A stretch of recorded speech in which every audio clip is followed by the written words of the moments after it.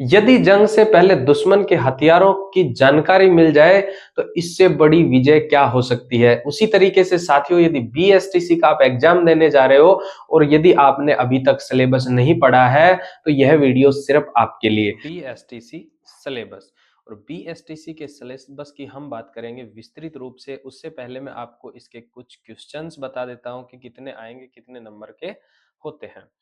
पहला है मानसिक क्षमता, ठीक है।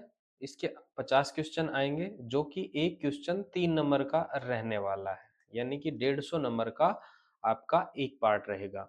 इसी तरीके 4 पार्ट बनेंगे। उसके अंदर दूसरा पार्ट होगा आपका राजस्थान जीके, जिसके अंदर आपकी 50 क्वेश्चन आएंगे और एक क्वेश्चन 3 नंबर का रहेगा, यानी कि 150 नंबर के। इसके बाद में आती है आपकी शिक्षण योग्यताएं। ये 50 क्वेश्चन आएंगे और 3 नंबर का एक क्वेश्चन होगा सेम। इसके अंदर आपके जो नंबर आते हैं ये सबसे ज्यादा आने के इसी में चांस होता है, क्योंकि ये गलत नहीं होता है। इसके अंदर इस तरीके से नंबर आते हैं, अगर बहुत ज्यादा सही है तो 3, थोड़ा सही है तो 2, फिर सही है तो 1, अन्यथा 0 नंबर आता है। ठीक है, इस तरीके से इसको डिवाइडेशन किया जाता है, इसलिए आपके नंबर इसमें काफी अच्छे आते हैं। इसके बाद में है इंग्लिश, ये कंपलसरी है। 20 क्वेश्चन आएंगे, जो कि आपके 3 नंबर का रहने वाला है, 60 नंबर का कंप्लीट रहेगा। हिंदी और संस्कृत, इन दोनों में से कोई एक, ठीक है, जो आपको अच्छा लगे, हिंदी या संस्कृत, उसमें से आपको 30 क्वेश्चन करने हैं और वो 30 क्वेश्चन होंगे 3 नंबर का, जो कि एक 90 नंबर का रहेगा। जब यदि इनकी बात करेंगे तो टोटल ये रहेगा 600 नंबर का। ठीक है, देखिए एक बार ब्रीफ कि 200 क्वेश्चन पूछे जाएंगे, ठीक है, 600 अंक का होगा, एमसीक्यू टाइप का होगा, 3 घंटे का समय दिया जाएगा, पेपर का माध्यम ऑफलाइन होगा और पेपर में नेगेटिव मार्किंग नहीं होगी। ठीक है, ये इसके ब्रीफ थी। अब देखते हैं आपकी मेंटल एबिलिटी सिलेबस, यानी कि मानसिक क्षमता, जिसके अंदर आपके रीजनिंग यानी कि तार्किक योग्यता, एनालॉजी यानी कि आपके दो वस्तुओं की आंशिक समानता या समरूपता के बारे में पूछेगा। उसके बाद में है विभेदीकरण और रिलेशनशिप विश्लेषण तथा तार्किक चिंतन, लॉजिकल थिंकिंग। ये आपके आप रीजनिंग के अंदर टॉपिक रहने वाले हैं। इसके अंदर आपको बहुत ज्यादा डीपली नहीं पूछा जाता है, बेसिक बेसिक क्वेश्चन पूछा जाता है, जिसके अंदर आपके 50 क्वेश्चन आते हैं और 50 में से आप इजीली 40 क्वेश्चन तो कर ही सकते हो। ठीक है, आगे देखते हैं राजस्थान का सामान्य ज्ञान। ये पार्ट सबसे बड़ा होता है, इसके अंदर नंबर भी बहुत अच्छे आते हैं बच्चों के। देखिए, इसके अंदर पहला इतिहास पढ़ना पड़ेगा आपको राजस्थान, जिसके अंदर प्राचीन सभ्यताएं हैं, जैसे कि जो प्रमुख राजवंश थे, जिस तरीके चौहान, मेवाड़, मारवाड़, ये सारे आपको पढ़ने हैं।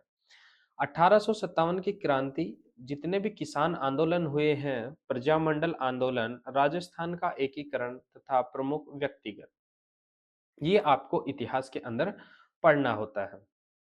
अगला है कला एवं संस्कृति, जिसके अंदर लोक देवता या लोक देवी देवता, संत, मेले, त्योहार, वेशभूषा, आभूषण, लोक नृत्य, लोक नाटक, संगीत, वाद्य यंत्र, दुर्ग, महल, मंदिर, चित्रकला, ये सारे टॉपिक आएंगे आपके कला एवं संस्कृति से। इसके अलावा आता है भूगोल, जिसके अंदर भूगोल, राजस्थान की भौतिक स्थिति, राजस्थान का विस्तार, भौतिक प्रदेश, नदियां, झील, वायुमंडल या जलवायु, वन्य वनस्पति, मिट्टी, सिंचाई परियोजना, खनिज, पशुधन, ये आपको भूगोल के अंदर पढ़ना होता है। इसके बाद में राजनीति एवं अर्थव्यवस्था की बात करें तो राज्य प्रशासन, राज्यपाल, मुख्यमंत्री, पंचायत राज तथा पर्यटन, कृषि, जनसंख्या आदि, ये आपके राजनीतिक व अर्थव्यवस्था के अंदर आता है। इसके बाद में आता है समसामयिक, यानी कि करंट अफेयर, आपके जितने भी राजस्थान के प्रमुख मुद्दे हैं, ये 6 माह की आपको पढ़ के जानी है। इसके बाद में यदि हम बात करते हैं टीचिंग एप्टीट्यूड की, जो कि आपका बहुत इजी पार्ट रहता है, शिक्षण योग्यताएं, ये आपका 150 नंबर का रहेगा, जिसके 50 क्वेश्चन होंगे, जिसमें से आप इजी वे में 35 से 40 कर सकते हो। नॉर्मल अगर किसी ने ज्यादा एफर्ट किया तो 45 तक पहुंच सकता है।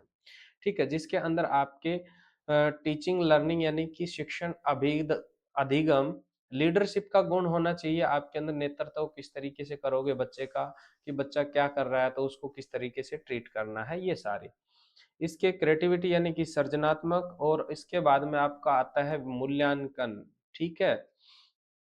उसके बाद में संप्रेषण कौशल, कम्युनिकेशन स्किल होना चाहिए, प्रोफेशनल एटीट्यूड होना चाहिए, आपका व्यावसायिक अभिवृत्ति यानी कि किस तरीके से आपका पहनावा है, बच्चों के लिए आपका किस तरीके से बिहेव रहता है, ये सारी चीजें इसके अंदर बताई जाती हैं। इसके बाद में आता है सामाजिक संवेदनशीलता, ये भी इसी के अंदर आता है।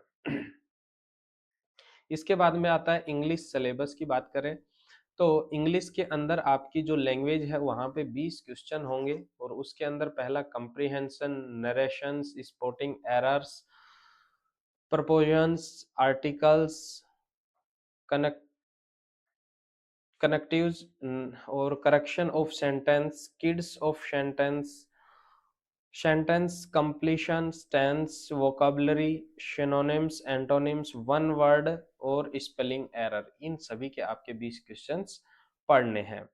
इसके बाद में यदि हम बात करें संस्कृत और हिंदी की, ठीक है, तो इसके अंदर आपका स्वर, व्यंजन, शब्द रूप, ठीक, धातु रूप, उपसर्ग प्रत्यय, संधि, समास, लिंग एवं वचन, विभक्तियां एवं कारक ज्ञान, ये सारी चीजें आती हैं। इसके बाद में यदि हम बात करें हिंदी की, तो इसके अंदर आपके पर्यायवाची, विलोम शब्द, युग्म शब्द, वाक्य विचार, शुद्धिकरण, मुहावरे, कहावतें, संधि, समास, उपसर्ग प्रत्यय, वाक्यांश के लिए एक सार्थक शब्द, ये सारी चीजें आपकी इसमें रहने वाली हैं इन दोनों में, और इन दोनों में से आपको कोई एक पार्ट करना होगा जो आपका अच्छा हो। मेरे हिसाब से आप हिंदी ज्यादा प्रेफर करोगे तो हिंदी के अंदर आप लोग आराम से कर भी सकते हो, बहुत इजी इजी क्वेश्चन आते हैं। ठीक है साथियों, ये था आपका बहुत छोटा सा सिलेबस। आप लोग अच्छे से इनके एक एक टॉपिक को पढ़ के और अपना सिलेक्शन सुनिश्चित कीजिए। धन्यवाद।